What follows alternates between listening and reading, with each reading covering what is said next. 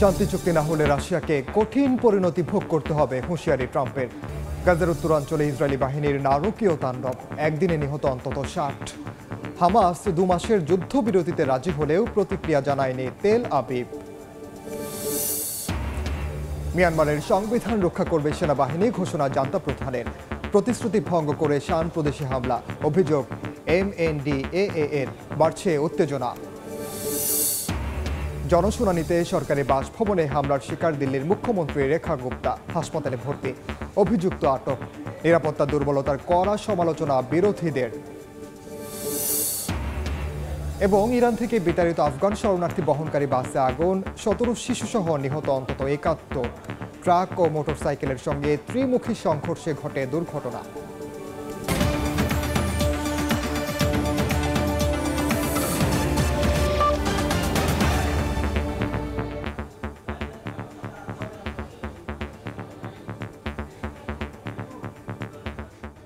আন্তর্জাতিক সময়ের সঙ্গে আছি আমি ওমর ইনার। ইউক্রেন ইস্যুতে শান্তি চুক্তি না হলে রাশিয়ার জন্য কঠিন পরিস্থিতি তৈরি হতে পারে বলে হুঁশিয়ারি দিয়েছেন মার্কিন প্রেসিডেন্ট ডোনাল্ড ট্রাম্প। দেশটির কাছ থেকে তেল কেনা রাষ্ট্রগুলোর উপর বাড়তি নিষেধাজ্ঞা আরোপ করা হবে বলেও সতর্ক করেন তিনি। এর মধ্যে ইউক্রেনের জন্য নিরাপত্তার নিশ্চয়তা দেওয়ার পরিকল্পনা আগামী ১০ দিনের মধ্যেই তৈরি করা হবে বলে জানিয়েছেন প্রেসিডেন্ট জেলেনস্কি। এর মধ্যে যুদ্ধবন্ধে ট্রাম্পের কূটনৈতিক উদ্যোগের মধ্যে ইউক্রেনে এক রাতে ২৭০টি ড্রোন ও ১০টি ক্ষেপণাস্ত্র হামলা চালিয়েছে রাশিয়া। কাতার ভিত্তিক সংবাদ মাধ্যম আল জাজিরা। ইউক্রেন যুদ্ধ বন্ধ নিয়ে আশাবাদী হলেও রাশিয়ার প্রেসিডেন্ট ভ্লাদিমির পুতিন হয়তো কোনো চুক্তি করতে চান না বলে মন্তব্য করেছেন মার্কিন প্রেসিডেন্ট ডোনাল্ড ট্রাম্প। মঙ্গলবার মার্কিন টেলিভিশন চ্যানেল ফক্স নিউজকে দেয়া এক সাক্ষাৎকারে তিনি বলেন, এমন হলে পুতিনের জন্য কঠিন পরিস্থিতি তৈরি হতে পারে, তবে আগামী কয়েক সপ্তাহেই পুতিনের অবস্থান স্পষ্ট হবে। অন্যথায় রাশিয়া ও তার কাছ থেকে তেল কেনা দেশগুলোর ওপর বাড়তি নিষেধাজ্ঞা আরোপ করা হবে বলে হুঁশিয়ারি দেন মার্কিন প্রেসিডেন্ট। ইউক্রেনের জন্য নিরাপত্তার নিশ্চয়তা দেওয়ার পরিকল্পনা আগামী ১০ দিনের মধ্যেই তৈরি করা হবে বলে জানিয়েছেন প্রেসিডেন্ট ভলোদিমির জেলেনস্কি। হোয়াইট হাউসে বৈঠকের পর মঙ্গলবার প্রচারিত এক সংবাদ সম্মেলনে তিনি বলেন, কিয়েভের মিত্ররা সম্ভবত নিরাপত্তা নিশ্চয়তার পরিকল্পনা প্রকাশ করবেন এবং এ বিষয়ে আরো অনেক কিছু সামনে আসবে। দ্রুতই সবকিছু কাগজপত্রে রূপান্তর করে ফেলা হবে। এদিকে ট্রাম্প ও ভলোদিমির জেলেনস্কির বৈঠককে বড় অগ্রগতি হিসেবে দেখছে কিয়েভ ও ইউরোপীয় মিত্ররা। তবে দীর্ঘস্থায়ী শান্তির পথ এখনো অস্পষ্ট। এ বিষয়ে জেলেনস্কি বলেন, এটি ইউরোপের ৮০ বছরের সবচেয়ে ভয়াবহ যুদ্ধ শেষ করার দিকে একটি বড় পদক্ষেপ। আগামী কয়েক সপ্তাহের মধ্যে ট্রাম্প ও ভ্লাদিমির পুতিনকে নিয়ে একটি ত্রিপক্ষীয় বৈঠকের প্রত্যাশা করছেন বলেও মৌসুমী সাথী, সময় সংবাদ। মধ্যস্থতাকারী দেশ হিসেবে কাতার ও মিশরের প্রস্তাবিত ৬০ দিনের যুদ্ধবিরতিতে হামাস রাজি হলেও এখনও প্রতিক্রিয়া জানায়নি নেতানিয়াহু প্রশাসন। এর মধ্যে গাজায় চলমান গণহত্যা ঠেকাতে যুক্তরাজ্য সরকারকে একটি খোলা চিঠি পাঠিয়েছেন দেশটির ৭০০-র বেশি ব্যবসায়ী নেতা। এদিকে গাজার উত্তরাঞ্চলে ইসরায়েলি বাহিনীর হামলায় একদিনে নিহত হয়েছেন ৬০ ফিলিস্তিনি। উড়োজাহাজ থেকে পড়ছে ত্রাণ, তা সংগ্রহে হুমড়ি খেয়ে পড়ছেন গাজার বাসিন্দারা। এর মাঝেও থেমে নেই ইসরায়েলি বর্বরতা। স্থানীয় সময় মঙ্গলবার গাজার খান ইউনিসে হামলা চালায় নেতানিয়াহু বাহিনী। এতে হতাহত হন বেশ কয়েকজন। হামলা চলে দেইর আল বালাতেও। ভূখণ্ডটির উত্তরাঞ্চলে দখলদারদের আগ্রাসনে একদিনে প্রাণ হারিয়েছেন অর্ধশতাধিক ফিলিস্তিনি। এক বিবৃতিতে বিষয়টি নিশ্চিত করে উপত্যকাটির স্বাস্থ্য মন্ত্রণালয়। ২২ মাসের বেশি সময় ধরে চলা ইসরায়েলি বাহিনীর নির্বিচার হামলায় মোট নিহতের সংখ্যা ছাড়িয়েছে ৬২,০০০-এর ঘর। এদের মধ্যে অন্তত ১৮,৮৮৫ জনই শিশু বলে জানিয়েছে বিভিন্ন গণমাধ্যম। মধ্যস্থতাকারী দেশ হিসেবে কাতার ও মিশরের প্রস্তাবিত ৬০ দিনের যুদ্ধবিরতিতে হামাস রাজি হলেও এখনও নিশ্চুপ নেতানিয়াহু প্রশাসন। তবে প্রাণহানি আর অনিশ্চয়তার মাঝে গাজার এই সম্ভাব্য যুদ্ধবিরতি নিয়ে দেখা দিয়েছে মিশ্র প্রতিক্রিয়া। কেউ দেখছেন আশার আলো, কেউ আবার আস্থা হারিয়েছেন সম্পূর্ণভাবে। যুদ্ধবিরতিতে পৌঁছানোর বিষয়ে আশাবাদী আমরা, তবে ইসরায়েল তাদের জিম্মিদের নিয়ে যাওয়ার পর আবার আমাদের আঘাত করবে। আমরা গাজায় ফিরে যাব, তারপর আবার ছেড়ে দেব। গত ২ বছর ধরে প্রতিদিন একটি ভিন্ন প্রস্তাব আসছে। আমরা আশা করি এমন একটি প্রস্তাব আসবে যেখানে রক্তপাত, দুর্ভিক্ষ এবং শিশু ও নারীদের মৃত্যু বন্ধ হবে। গাজায় চলমান গণহত্যা ঠেকাতে যুক্তরাজ্যের সরকারকে জরুরি পদক্ষেপ নিতে আহ্বান জানিয়েছেন দেশটির ৭০০ ব্যবসায়ী নেতা। আন্তর্জাতিক আইন মেনে চলার পাশাপাশি অস্ত্র রফতানি বন্ধ ও মানবিক সহায়তা প্রবাহ নিশ্চিত করার দাবি তুলে একটি খোলা চিঠি পাঠান তারা। মৌসুমী সাথী, সময় সংবাদ। যে কোনো মুহূর্তে আবার শুরু হতে পারে ইরান ইসরায়েল যুদ্ধ। ইরানের সর্বোচ্চ ধর্মীয় নেতার সামরিক উপদেষ্টা হুঁশিয়ারি দিয়ে বলেন, তেল আবিবের সঙ্গে তেহরান যুদ্ধবিরতিতে নেই। তিনি দাবি করেন, এখন পর্যন্ত যুদ্ধ বন্ধে যুক্তরাষ্ট্র বা ইসরায়েলের সঙ্গে কোনো লিখিত চুক্তিতে সই করেনি খামেনি প্রশাসন। এদিকে ইরানের বিরুদ্ধে যুদ্ধে ইসরায়েলের অর্থনীতি ৩.৫% সংকুচিত হয়েছে বলে জানিয়েছে তেহরান টাইমস। ইরান ও ইসরায়েলের 12 দিনের যুদ্ধ বন্ধ হলেও থেমে নেই উত্তেজনা। এবার ইসরায়েলের বিরুদ্ধে কড়া হুঁশিয়ারি দিয়েছেন ইরানের সর্বোচ্চ নেতা আয়াতুল্লাহ আলী খামেনির সামরিক উপদেষ্টা ইয়াহিয়া রহিম সাফাবি। তিনি দাবি করেন, ওয়াশিংটন তেল আবিবের সঙ্গে তেহরান কোনো যুদ্ধবিরতিতে নেই। জুনের হামলার পর কোনো পক্ষের সঙ্গেই লিখিত কোনো চুক্তি বা প্রোটোকল হয়নি বলে দাবি করেন ইয়াহিয়া। তিনি ইসরায়েলকে হুমকি দিয়ে বলেন, যে কোনো সময় নতুন যুদ্ধ শুরু করতে প্রস্তুত রয়েছে ইরানের সামরিক বাহিনী। ইরানের এই উপদেষ্টা দাবি করেন, যুক্তরাষ্ট্র ও ইসরায়েলের নীতি হল ক্ষমতার মাধ্যমে শান্তি প্রতিষ্ঠা করা। তাই ইরানকেও শক্তিশালী হওয়ার আহ্বান জানান তিনি। ইরানের কূটনীতি, মিডিয়া, ক্ষেপণাস্ত্র, ড্রোন ও সাইবার আক্রমণ নীতি শক্তিশালী করার গুরুত্বের ওপর জোর দিয়েছেন সাফাবি। বিশ্লেষকরা বলছেন, জুন মাসের যুদ্ধে ইসরায়েল তাদের বেশিরভাগ লক্ষ্য পূরণ করতে পারেনি। উল্টো 22 দফা পাল্টা হামলায় ইরান দেখিয়েছে তারা দীর্ঘমেয়াদী যুদ্ধের জন্য প্রস্তুত। তাদের হাতে আরও উন্নত ক্ষেপণাস্ত্র ও ড্রোন থাকলেও সেগুলো ব্যবহার করা হয়নি বলেও দাবি সামরিক কর্মকর্তাদের। যুদ্ধের খেসারত গুনছে ইসরায়েল। দেশটির অর্থনীতি 3.5% সংকুচিত হয়েছে বলে জানিয়েছে সংবাদ মাধ্যম তেহরান টাইমস। ধ্বংস হয়েছে প্রায় 35,000 ভবন। ক্ষতিপূরণ না পাওয়ায় ক্ষোভ ছাড়ছেন সাধারণ মানুষ। বিশ্লেষকরা জানান, এমন ক্ষতির পর আরেকটি যুদ্ধ চালিয়ে যাওয়া ইসরায়েলের পক্ষে কঠিন হয়ে পড়বে। মালিহা সুহরওয়ার্দী, সময় সংবাদ। মিয়ানমারের জাতীয় নির্বাচনে যে দলই বিজয়ী হোক না কেন, পার্লামেন্টে সেনা নিযুক্তরাই গুরুত্বপূর্ণ ভূমিকা পালন করবে বলে ঘোষণা দিয়েছেন দেশটির সেনা প্রধান মিন অং হ্লাইং। এর মধ্যে Myanmar national democratic alliance army নিয়ন্ত্রিত অঞ্চলকে স্পেশাল রিজিয়ন হিসেবে স্বীকৃতি দিতে অস্বীকার করেছে জান্তা সরকার। এতে আবারও উত্তেজনা দেখা দিয়েছে শান প্রদেশে। ভেস্তে যেতে শুরু করেছে চলতি বছরের শুরুতে চীনের মধ্যস্থতায় হওয়া যুদ্ধবিরতি। আর চলতি সপ্তাহে কায়াহ প্রদেশের জান্তা বাহিনীর বিমান হামলায় মৃতের সংখ্যা বেড়ে দাঁড়িয়েছে 32 জনে। মিয়ানমারে যতই নির্বাচনের দিন ঘনিয়ে আসছে, ততই বাড়ছে জান্তা বাহিনীর দমন পীড়ন। চলতি সপ্তাহে দেশটির কায়া প্রদেশের মাউচি শহরে জান্তার ভয়াবহ বিমান হামলায় ক্রমেই বাড়ছে মৃতের সংখ্যা। মঙ্গলবার সকালেও যুদ্ধ বিমান থেকে মাউচিতে বোমা বর্ষণ করে জান্তা বাহিনী। এতে তাৎক্ষণিক হতাহতের কোনো খবর পাওয়া যায়নি। এখানেই শেষ নয়। চলতি বছরের শুরুতে চীনের মধ্যস্থতায় যুদ্ধবিরতি কার্যকর হয় জান্তা বাহিনী ও Myanmar national democratic alliance army MNDAA এর মাঝে। শর্ত ছিল, উত্তরাঞ্চলের শান প্রদেশের লাওশি ও আশপাশের এলাকা ছাড়বে MNDAA, আর বিমান হামলা বন্ধ করে অঞ্চলটিকে স্বশাসিত মর্যাদা দেবে জান্তা। এরপর বিদ্রোহীরা এপ্রিলে লাওশি ফিরিয়ে দিলেও প্রস্তুতির অর্ধেকও রক্ষা করেনি জান্তা সরকার। MNDAA এর অভিযোগ, বারবার যুদ্ধবিরতি ভেঙে হামলা চালাচ্ছে সেনারা। এরপর চলতি মাসে পুনরায় আলোচনায় বসে দুপক্ষ।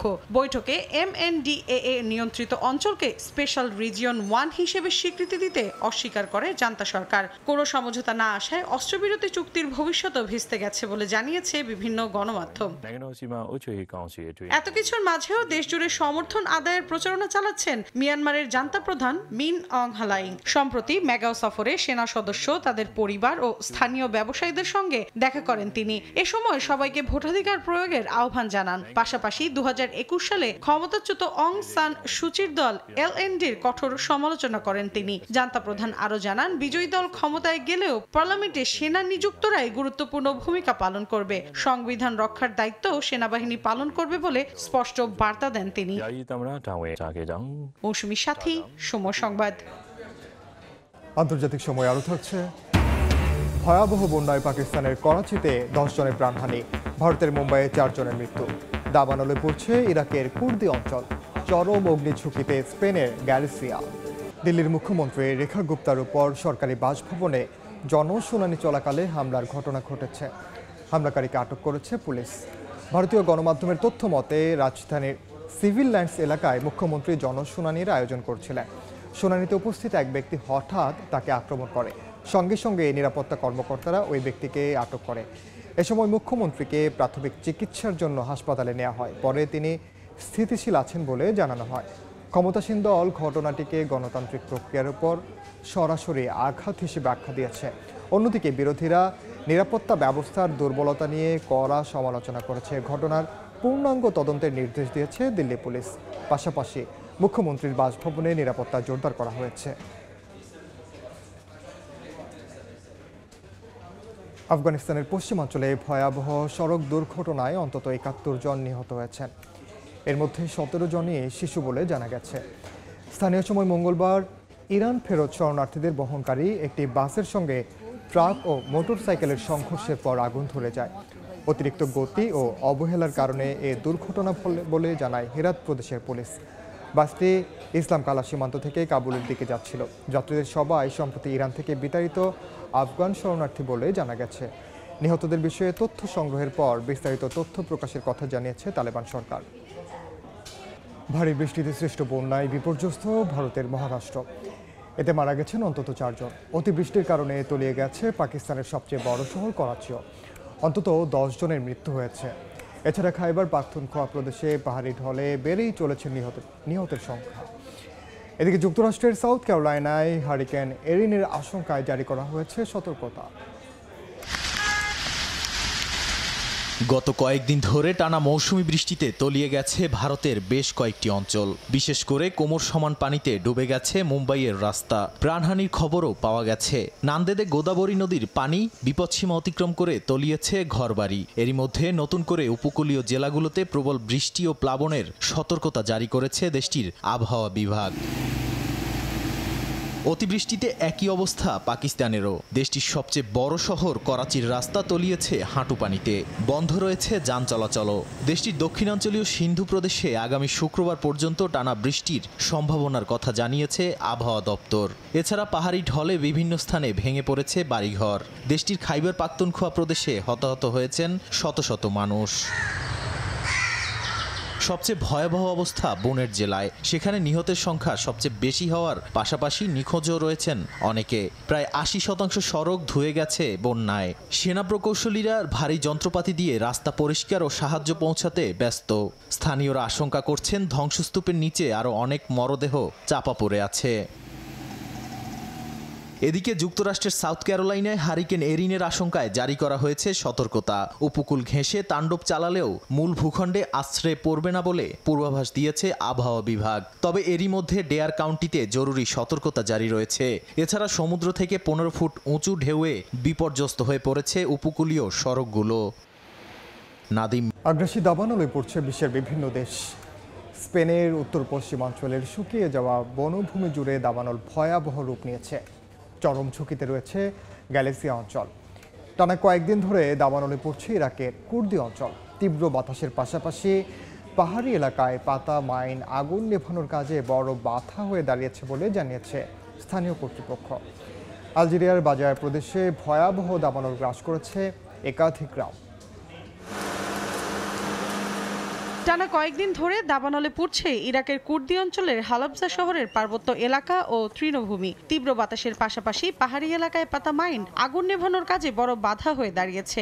এরই মধ্যে ছাই হয়ে গেছে শত শত একর জমি। পরিস্থিতি মোকাবিলায় দেশটির সরকারের হস্তক্ষেপ কামনা করছেন হালাবজার গভর্নর। তিনি জানান, অধিক জনবল, আধুনিক সরঞ্জাম ও ইঞ্জিন না গেলে আগুন নেভানো কঠিন হয়ে পড়বে। ভয়াবহ রূপ নিয়েছে স্পেনের উত্তর পশ্চিমাঞ্চলের দাবানল। হাজার হাজার দমকল কর্মী, সেনা ও পানি নিক্ষেপকারী বিমান কাজ করলেও গ্যালিসিয়া অঞ্চল জুড়ে অগ্নিঝুঁকি চরম মাত্রায় পৌঁছেছে বলে জানিয়েছে দেশটির আবহাওয়া বিভাগ। আগুন নেভাতে কাজ করছেন স্থানীয় বাসিন্দারাও। বিজ্ঞানীরা বলছেন, 1980-র দশক থেকে ইউরোপের উষ্ণায়ন বৈশ্বিক গড়ের দ্বিগুণ গতিতে বাড়ছে। জলবায়ু পরিবর্তনের প্রভাবে অতিরিক্ত গরম আর শুষ্কতা দাবানলের ঝুঁকি বাড়িয়ে তুলছে গোটা মহাদেশ জুড়ে। স্থানীয় সময় মঙ্গলবার আলজেরিয়ার বাজাইয়া প্রদেশে ভয়াবহ দাবানল গ্রাস করেছে একাধিক গ্রাম। আকাশ জুড়ে ধোঁয়া আর আগুনের লেলিহান শিখার মধ্যে দাবানল নিয়ন্ত্রণে লড়াই করছেন দমকল কর্মী ও স্থানীয়রা। মৌসুমী সাথী, সময় সংবাদ। ভারত প্রতিদ্বন্দ্বী নয় বরং বন্ধু রাষ্ট্র। চীনের পররাষ্ট্রমন্ত্রীর সঙ্গে বৈঠকে এমন মন্তব্য করেছেন ভারতের প্রধানমন্ত্রী নরেন্দ্র মোদী। স্থানীয় সময় মঙ্গলবার ভারতের রাজধানী নয়াদিল্লিতে অনুষ্ঠিত হয় চীন ভারত দ্বিপাক্ষিক বৈঠক। এ সময় মোদী বলেন, দ্রুত অগ্রগতি ও পারস্পরিক সহযোগিতা বাড়াতে একই পথে হাঁটছে দুদেশ। সীমান্ত সংঘাত এড়াতেও কাজ করছে তারা। এছাড়া সাংহাই সহযোগিতা সংস্থার শীর্ষ সম্মেলনে যোগ দিতে অধীর আগ্রহে আছেন তিনি। এদিকে দ্বিপাক্ষিক এই বৈঠক ভারত চীন সম্পর্ক উন্নয়নের প্রাথমিক ধাপ বলে মন্তব্য করেছেন চীনের পররাষ্ট্রমন্ত্রী ওয়াং ই। বলেন, দুদেশের সম্পর্ক উত্থান পতনের মধ্য দিয়ে গেছে, তবে অতীত থেকে শিক্ষা নেওয়া যেতে পারে।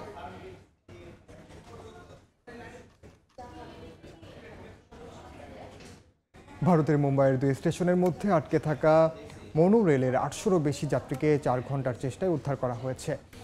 এদের মধ্যে 12 জনকে হাসপাতালে ভর্তি করা হয়েছে। মঙ্গলবার সন্ধ্যায় পাওয়ার সাপ্লাইয়ের সমস্যা দেখা দেয় ভক্তি পার্ক ও চেম্বুর স্টেশনের মধ্যে মনো রেল আচমকা থেমে যায়। গাড়ির ভেতরে আটকা পড়ে যাত্রীরা। উদ্ধারকারীরা আকাশ সিঁড়ি ব্যবহার করে তাদের নিরাপদে বের করেন। গণমাধ্যম বলছে, ভারী বৃষ্টির কারণে হারবার লাইন বন্ধ থাকায় অতিরিক্ত যাত্রী মনো রেলে উঠেছিল, যা ট্রেন অতিরিক্ত ভিড় এবং পাওয়ার সমস্যার সৃষ্টি করে। এর মধ্যে ঘটনার বিস্তারিত কারণ জানতে তদন্তের নির্দেশ দিয়েছেন মহারাষ্ট্রের মুখ্যমন্ত্রী। ভবিষ্যতে এ ধরনের পরিস্থিতি প্রতিরোধে পদক্ষেপ নেওয়ার আশ্বাস দিয়েছে রেল কর্তৃপক্ষ। দক্ষিণ কোরিয়া কখনোই উত্তর কোরিয়ার কূটনৈতিক অংশীদার হতে পারবে না বলে মন্তব্য করেছেন দেশটির সর্বোচ্চ নেতা কিম জং উনের বোন কিম ইয় জং।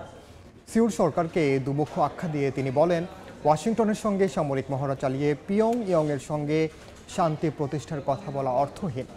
যদিও উত্তর কোরিয়ার সঙ্গে সম্পর্ক জোরদারে বিভিন্ন পদক্ষেপ নেওয়ার দাবি করেছে দক্ষিণ কোরিয়া।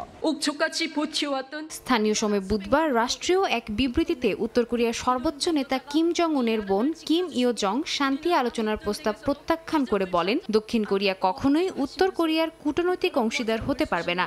এ সময় যুক্তরাষ্ট্রের সঙ্গে সামরিক মহড়া চালানোর পাশাপাশি সিওল ও পিয়ংইয়ং এর মধ্যে সুসম্পর্ক প্রতিষ্ঠার প্রস্তাব উত্থাপনের জন্য দক্ষিণ কোরিয়া সরকারকে দুমুখ আখ্যা দেন। বলেন, মুখে শান্তি প্রতিষ্ঠার কথা বললেও আসলে বেপরোয়া আক্রমণের মহড়া চালাচ্ছে দেশটি।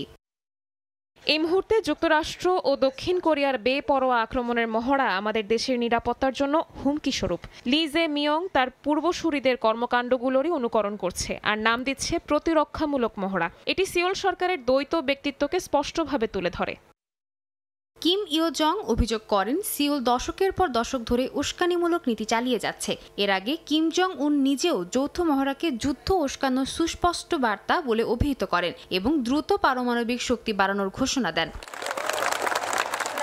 দক্ষিণ কোরিয়ার প্রেসিডেন্ট লি জে মিয়ং ক্ষমতায় এসে সীমান্তে প্রচার স্পিকার সরানো, 2018 সালে সীমান্ত উত্তেজনা কমানোর চুক্তি আংশিকভাবে পুনরায় চালুর উদ্যোগের মতো বেশ কিছু ইতিবাচক পদক্ষেপ নিয়েছেন। জাতীয় ভাষণে তিনি বলেন, উত্তর কোরিয়ার বর্তমান ব্যবস্থাকে সিওল সম্মান করে এবং জোরপূর্বক একীভূত করার কোনো পরিকল্পনা নেই। তবু বিশ্লেষকরা বলছেন, যৌথ মহড়া বন্ধ না হলে শান্তি প্রক্রিয়ার কোনো বাস্তব অগ্রগতি সম্ভব নয়।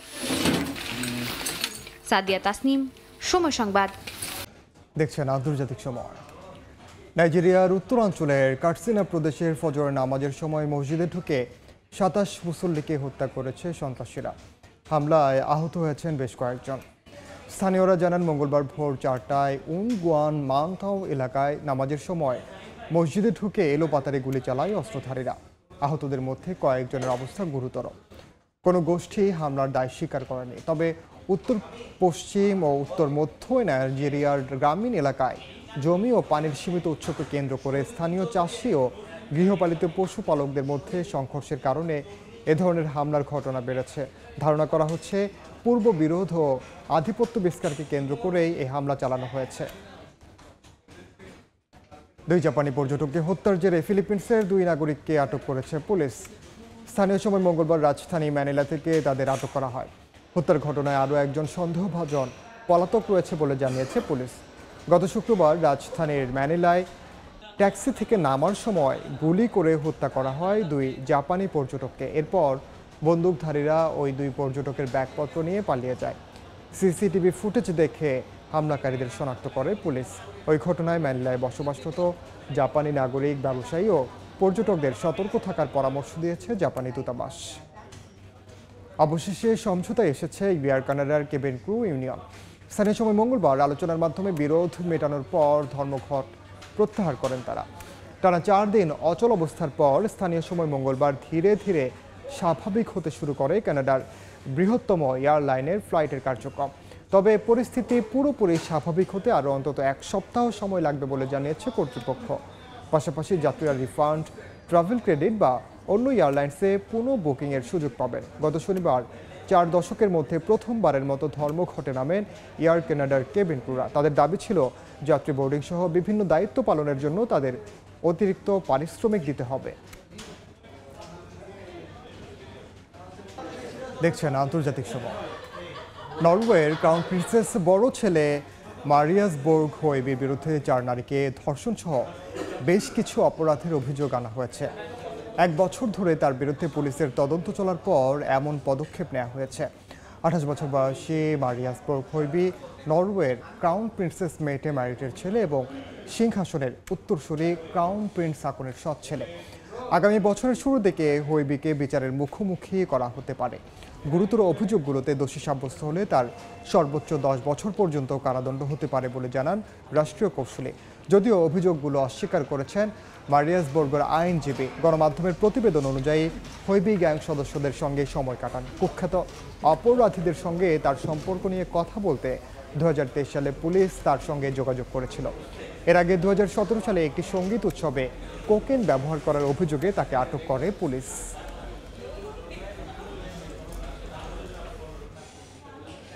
ওপেনএআই এর নতুন সংস্করণ GPT-5 থেকে বাদ দেওয়া হয়েছে ব্যক্তিগত কথোপকথন ফিচার। এতে ক্ষুব্ধ প্রতিক্রিয়া জানিয়েছেন ব্যবহারকারীরা। ওপেনএআই এর প্রধান নির্বাহী স্যাম অল্টম্যান জানান, হাজার হাজার ব্যবহারকারী চ্যাটজিপিটির সঙ্গে এমন কথোপকথনে লিপ্ত হন যা মানুষ তার ব্যক্তিগত পার্টনারের সঙ্গে বলে, যা তাদের শারীরিক ও মানসিক স্বাস্থ্যে প্রভাব ফেলছে। মনোবিজ্ঞানীরা সতর্ক করে বলেন, অনেক সময় মানুষ কল্পনাতে বিশ্বাস করতে শুরু করে যার বাস্তব কোনো ভিত্তি নেই। এসব অবাস্তব বিষয়ে মানুষকে উদ্বুদ্ধ করতে পারে চ্যাটজিপিটি।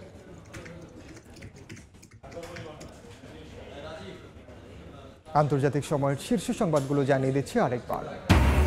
শান্তি চুক্তি না হলে রাশিয়াকে কঠিন পরিণতি ভোগ করতে হবে, হুঁশিয়ারি ট্রাম্পের।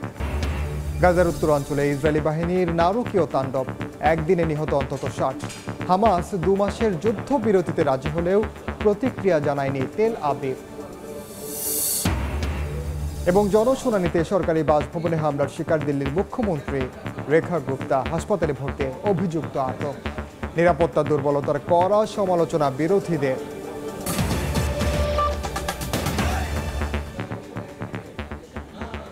এই ছিল আন্তর্জাতিক সময়ে, সঙ্গে থাকুন সময়।